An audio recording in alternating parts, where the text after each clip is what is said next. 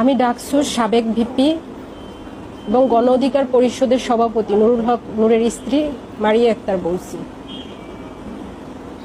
গত 20 তারিখ ভোর রাতে দেশের চলমান পরিস্থিতির প্রেক্ষিতে 25শে মার্চের কালো রাত চোখে দেখিনি, বাট বই পুস্তকে পড়েছি। কিন্তু সেই বীভৎসতা আমাদের জীবনে নেমে এসেছিল 20শে জুলাইয়ের ভোর রাত 3:20 থেকে 3:45টার মধ্যে।